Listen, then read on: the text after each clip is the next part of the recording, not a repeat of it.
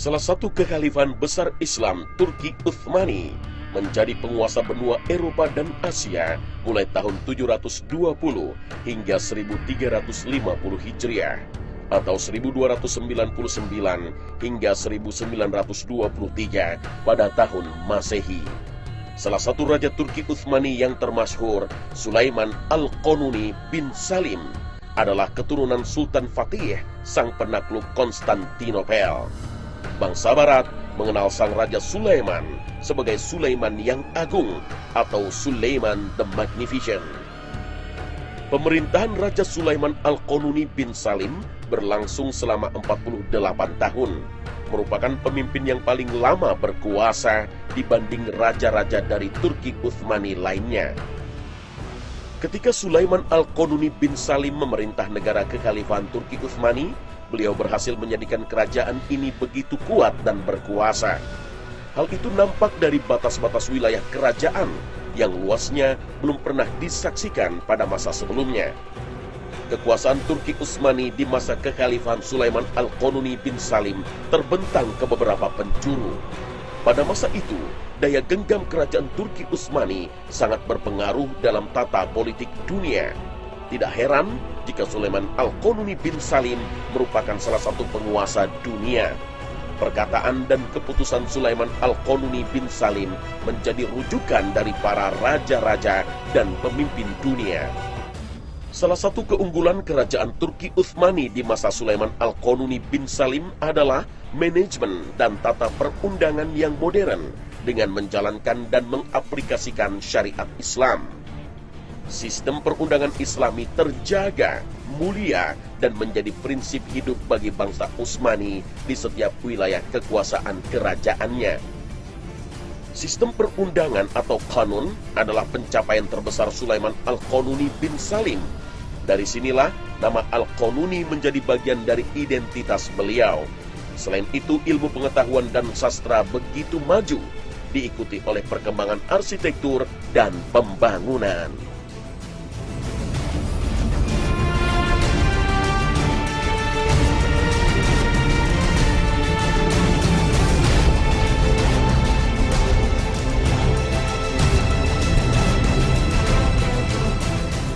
Ayahanda Sulaiman Al-Qanuni bin Salim adalah Sultan Salim pertama. Ibu beliau bernama Hafsah. Sultan Sulaiman Al-Qanuni bin Salim lahir di kota Trabzon tahun 900 Hijriah. Trabzon adalah sebuah kota di pinggiran Laut Hitam. Kelahiran Raja Turki Utsmani yang terbesar ini bertepatan dengan tahun 1495 Masehi. Saat Sulaiman Al-Qanuni bin Salim lahir, sang ayah menjabat sebagai amir di daerah Trabzon. Sultan Salim pertama memberikan perhatian yang begitu besar pada putranya ini. Semenjak belia, Sulaiman Al-Qanuni bin Salim mendapatkan pendidikan yang membuatnya mencintai ilmu pengetahuan, dunia sastra, serta mencintai ulama, para ahli fikih, dan sastrawan. Tatkala Sultan Salim pertama wafat pada 9 Syawal 926 Hijriah atau 22 September 1520 Masehi, Sulaiman diangkat menjadi raja yang baru menggantikan ayahnya. Sebagai pemegang amanah utama segala urusan negara, kedudukan Sulaiman Al-Qanuni bin Salim memainkan peranan utama dalam dunia politik. Saat naik tahta, beliau menyampaikan sebuah pidato pertama yang mengguncang dunia. Karena di saat pelantikannya, Sulaiman Al-Qanuni bin Salim membuka khutbahnya dengan membaca surah An-Naml ayat ke-30. Innahu min Sulaiman wa innahu bismillahirrahmanirrahim. Selama masa pemerintahannya, Sultan Sulaiman Al-Qanuni bin Salim benar-benar total memenuhi hari-harinya untuk bertanggung jawab sebagai kepala negara. Di awal pemerintahannya, ia berhasil memperluas pengaruh kerajaan. Pasukannya berhasil mengalahkan pihak asing yang hendak mencampuri urusan kerajaan. Sultan Sulaiman Al-Qanuni bin Salim mampu menertibkan wilayah yang hendak melepaskan diri dari otoritas Turki Utsmani. Para musuh politiknya mengira dengan kondisi usia Sultan Utsmani Al-Qanuni bin Salim yang masih sangat muda, yaitu 26 tahun, menjadikannya lemah. Dan ini merupakan kesempatan yang tepat untuk mewujudkan ambisi dan keinginan mereka untuk memberontak. Ternyata, hal itu tidak semudah seperti yang mereka sangka. Di usia belianya, Sultan Sulaiman Al-Qanuni bin Salim telah memiliki kekuatan dan kematangan dalam memimpin negara dan bangsanya. Sultan Sulaiman Al-Qanuni bin Salim berhasil memadamkan api pemberontakan yang dikobarkan oleh Janbirdi Al-Ghazali di Syam, lalu Ahmad Basha di Mesir, dan seorang berakidah Syiah yang bernama Qulandar Jalabi di daerah Konya dan Kahraman Maras. Qulandar berusaha menguasai kerajaan Turki Utsmani yang berakidah Ahlus Sunnah wal Jamaah sesuai akidah Sulaiman Al-Qanuni bin Salim.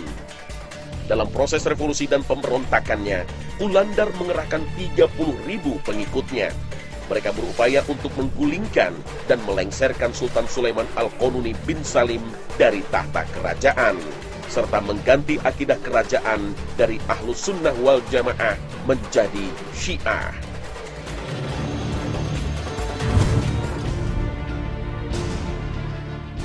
Pada masa pemerintahan Sultan Sulaiman Al-Qanuni bin Salim, terjadi beberapa kali peperangan. Hal tersebut berkonsekuensi menjadikan wilayah kekuasaan kerajaan Utsmani menjadi kian luas hingga mencapai Eropa, Asia, dan Afrika. Pada tahun 927 Hijriah atau 1521 Masehi, pasukan kerajaan Turki Utsmani berhasil menguasai wilayah Belgrad, yang saat ini menjadi ibu kota negara Serbia. Dan di tahun 935 Hijriah atau tahun 1529 Masehi, pasukan Turki Utsmani mengepung kota Vienna, yang saat ini menjadi ibu kota Austria. Sayangnya dalam 2 kali kesempatan, pasukan sang sultan tidak berhasil menguasainya. Hasil gemilang baru terlihat ketika menguasai Budapest, yang saat ini menjadi ibu kota Hungaria. Pasukan sang sultan berhasil menguasai Budapest dan menjadi salah satu provinsi di bawah wilayah kerajaan Turki Utsmani. Di kawasan benua Asia, Sultan Sulaiman Al-Qanuni bin Salim menghadapi 3 kali peperangan besar dengan negara berakidah Syiah, yaitu kerajaan Safawi dari bangsa Persia. Peperangan antara kekhalifahan Turki Utsmani dengan kerajaan Safawi dimulai pada tahun 941 Hijriah atau pada masa 954 Masehi. Keberhasilan pasukan Turki Utsmani mengalahkan kerajaan Safawi mengakibatkan Irak menjadi bagian dari Daulah Utsmaniyah. Di tahun 995 Hijriah atau tahun 1548 Masehi, Tabriz yang masuk dalam wilayah kedaulatan negeri Iran menjadi bagian dari Utsmani. Dan pada tahun 1555 Masehi, Sultan Sulaiman Al-Qanuni bin Salim berhasil memaksa Shah Tahmasp pertama yang menjadi Raja Iran mengikat perjanjian perdamaian, sekaligus menjadikan Utsmani berkuasa penuh atas Ariwan, Tabriz, dan Anatolia. Sultan Sulaiman Al-Qanuni bin Salim juga menghadapi Portugal di Samudra Hindia dan Teluk Arab. Dan pada tahun 1546 Masehi, Yaman, Oman, Ahsa, dan Qatar menjadi provinsi di bawah kekuasaan Daulah Utsmani. Penguasaan wilayah ini menyebabkan semakin kecilnya pengaruh Portugal di Timur Tengah. Di benua Afrika, utamanya negara Libya, sebagian besar Tunisia, Eritrea, Djibouti, dan Somalia menjadi bagian wilayah Turki Utsmani di masa pemerintahan Sultan Sulaiman Al-Qanuni.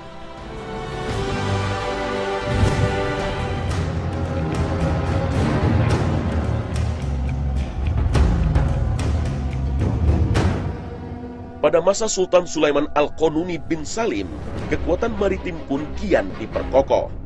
Panglima Angkatan Laut di masa kerajaan di masa pemerintahan Sultan Sulaiman Al-Qanuni bin Salim adalah Khairuddin Barbarossa. Dialah laksamana terkuat pada zaman itu yang menjaga wilayah kekuasaan Islam Turki Utsmani dari gangguan negeri Portugal. Laksamana Barbarossa adalah seorang panglima angkatan laut Utsmani yang tangguh. Ia berhasil menguasai pantai Spanyol dan menghancurkan angkatan laut pasukan salib di Laut Mediterania. Laksamana Khairuddin Barbarossa memiliki peranan yang signifikan dalam membantu Sultan Sulaiman menghadapi orang-orang Spanyol. Beliau adalah penyelamat ribuan Muslim Spanyol dari kekejaman bangsa Kristen Eropa. Pada tahun 935 Hijriah atau 1529 Masehi, kapal-kapal laut Utsmani diberangkatkan menuju pesisir Spanyol untuk mengangkut sekitar 7.000 Muslim Spanyol. Mereka berstatus sebagai buruan pemerintah Kristen Spanyol.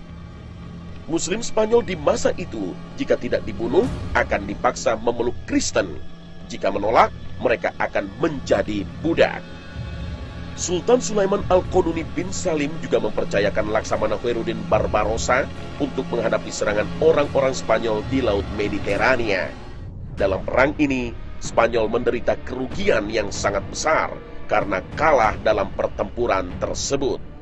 Dan penderitaan terbesar aliansi Kristen adalah dalam Perang Preveza pada tahun 1538 Masehi. Laksamana Khairuddin Barbarossa juga berperan dalam kerjasama militer dengan Perancis saat membebaskan kota Nice pada tahun 1543 Masehi. Hasil dari kerjasama ini menjadikan Utsmani memiliki kekuasaan atas kota pelabuhan Toulon, dan kota Toulon pun menjadi basis militer dan pelabuhan kerajaan Utsmani di Laut Mediterania bagian barat. Kekuasaan Utsmani kian meluas hingga mencapai Laut Merah. Sultan Sulaiman Al-Qanuni bin Salim berhasil mengusir orang-orang Portugal dari wilayah tersebut. Di Afrika, negeri Habasyah pun menjadi bagian dari Utsmani. Jalur-jalur perdagangan antara Asia dan dunia barat melewati wilayah negara Islam Turki Utsmani.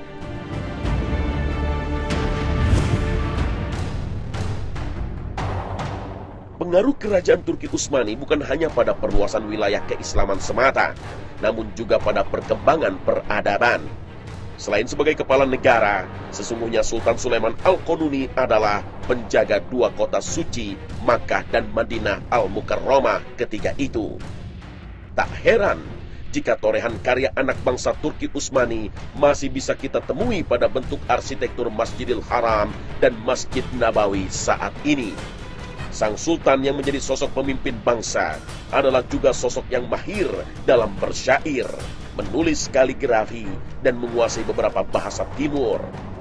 Sultan Sulaiman Al-Qanuni juga suka dengan batu mulia, mendalami arsitektur dan konstruksi bangunan. Hal ini berdampak pada pembangunan di seluruh wilayah kerajaannya. Sultan Sulaiman Al-Qanuni membangun beberapa bangunan utama seperti benteng di Rhodes, Belgrade, dan wilayah Iran. Sultan Sulaiman Al-Qanuni juga membangun masjid-masjid di wilayah Aden, Yaman, dan Al-Qanatir Al-Khairiyah, Mesir, serta di berbagai penjuru wilayah Turki Utsmani, khususnya di Damaskus, Mekah, dan Baghdad. Sultan Sulaiman Al-Qanuni juga menunjukkan seni arsitektur pada bangunan-bangunan di ibu kota dan berbagai daerah. Seorang sejarawan yang bernama Jamaluddin Falih Al-Kailani mengatakan, masa kepemimpinan Sultan Sulaiman Al-Qanuni merupakan masa keemasan Daulah Utsmani, karena pada masanya Turki Utsmani menjadi satu-satunya negara adidaya di muka bumi dan memiliki dominasi kekuasaan di Laut Mediterania. Pada masa pemerintahan Sultan Sulaiman Al-Qanuni juga muncul arsitek-arsitek ulung dalam sejarah Islam. Salah satunya adalah Sinan Basha yang berperan besar dalam pembangunan kerajaan Turki Utsmani. Sinan Basha juga yang memberikan sentuhan khas akan arsitektur Utsmani, sehingga orang dengan mudah mengenal bangunan-bangunan Utsmani. Arsitek lainnya adalah Mimar Sinan. Ia membangun Masjid Sulaiman Al-Qanuni atau dikenal juga dengan Jami' As-Sulaimaniyah di Istanbul pada tahun 964 Hijriah atau 1557 Masehi. Masjid Sulaiman Al-Qununi adalah salah satu bangunan terbaik yang dibangun oleh seorang arsitek Islam yang bernama Mimar Sinan.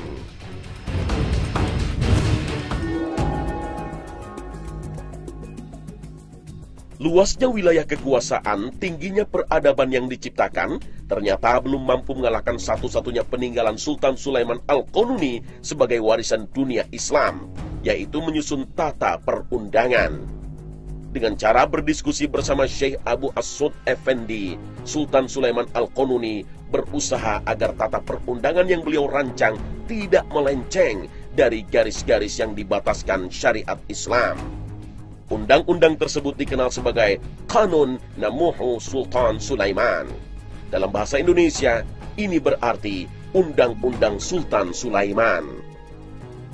Undang-undang yang ia susun ini diterapkan hingga abad ke-13 Hijriah atau abad ke-19 Masehi. Karena konsistensi Sultan Sulaiman Al-Qununi dalam menerapkan undang-undang yang beliau susun, mendapat julukan Al-Qununi. Sejatinya, berbagai gelar sematan bangsa Eropa kepada Sultan Sulaiman Al-Qununi seperti The Magnificent atau The Great tidak memiliki pengaruh dan kesan yang mendalam dibanding gelar Al-Qununi, karena gelar ini menunjukkan keadilan sang sultan dalam memerintah. Masa Turki Utsmani pada saat Sultan Sulaiman Al-Qununi memerintah menjadi zaman keemasan, karena luasnya wilayah kekuasaan Turki Utsmani seimbang dengan kesempurnaan administrasi pemerintahan dan tegaknya syariat Islam berdasarkan Al-Quran dan hadits.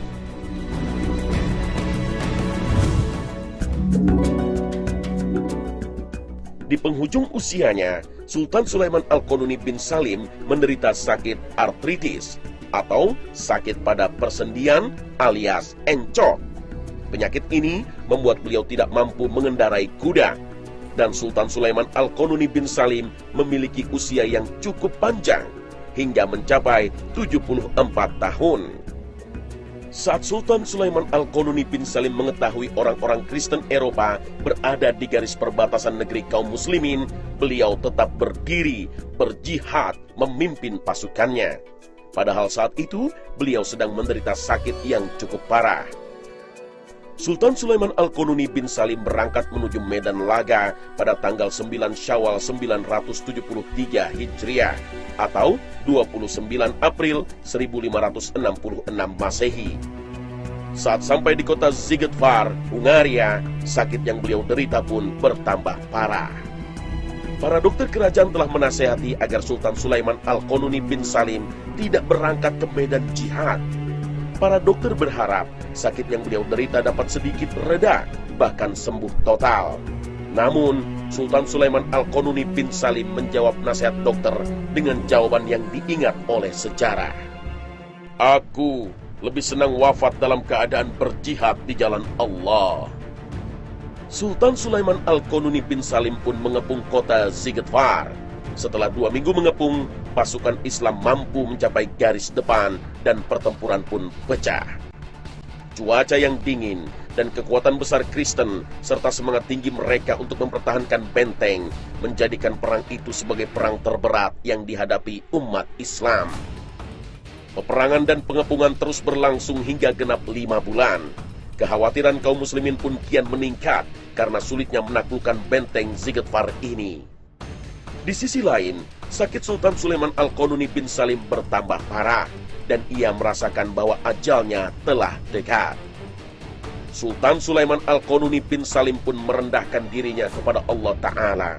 Beliau berkata, "Ya Allah, penguasa sekalian alam, berilah kemenangan kepada hamba-hambamu umat Islam. Tolonglah mereka dan berilah nyala api pada orang-orang kafir ini." Allah Ta'ala mengabulkan doa Sultan Sulaiman. Salah satu peluru meriam umat Islam menghantam gudang mesiu pasukan kafir. Ledakan dahsyat pun terjadi. Benteng bangsa Kristen pun jebol. Umat Islam pun menyerang habis-habisan. Dan pada akhirnya bendera Sulaimaniyah berhasil berkibar di puncak benteng. Betapa gembiranya Sultan Sulaiman Al-Qununi bin Salim dengan kemenangan tersebut. Beliau memuji Allah atas nikmat yang agung ini. Lalu Sultan Sulaiman Al-Qanuni bin Salim berkata, "Sekarang, selamat datang wahai kematian. Selamat datang kebahagiaan, kemenangan, dan semoga menjadi kemenangan yang abadi. Berbahagialah jiwa yang ridha dan diridhai, yaitu mereka yang Allah ridhai dan mereka juga ridha kepada Allah." Sultan Sulaiman Al-Qanuni bin Salim wafat pada tanggal 20 Safar 974 Hijriah atau 5 September 1566 Masehi. Putra mahkota Sultan Salim II mendapatkan kabar wafatnya Sultan Sulaiman Al-Qanuni bin Salim dari Muhammad Pasha. Sultan Salim II berangkat menuju Sigetvar untuk menjemput jasad sang ayah. Ia membawanya kembali menuju Istanbul. Bagi barisan umat muslim, hari itu adalah hari yang penuh duka cita. Umat Islam merasakan kesedihan dan kehilangan yang sangat mendalam.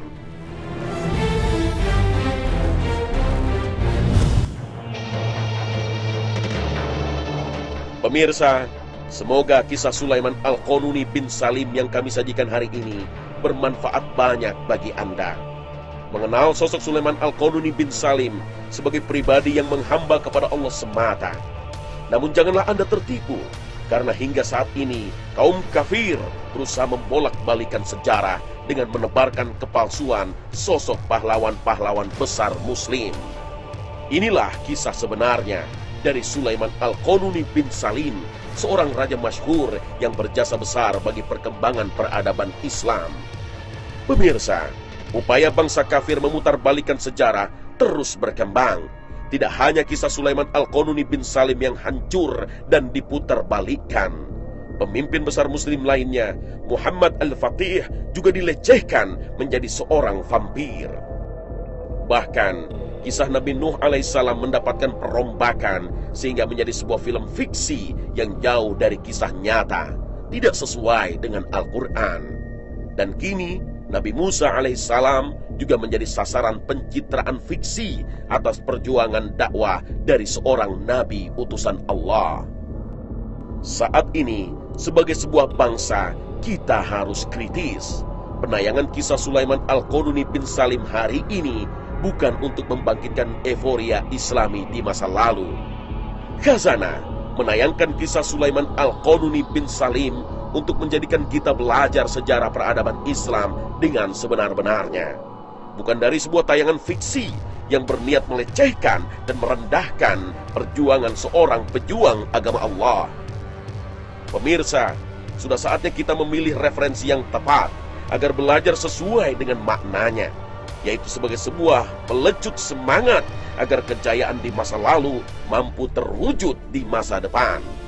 Bangsa Muslim Indonesia harus belajar banyak dari sejarah dari era dakwah Rasulullah Shallallahu Alaihi Wasallam hingga ke masa kekhalifahan Islam.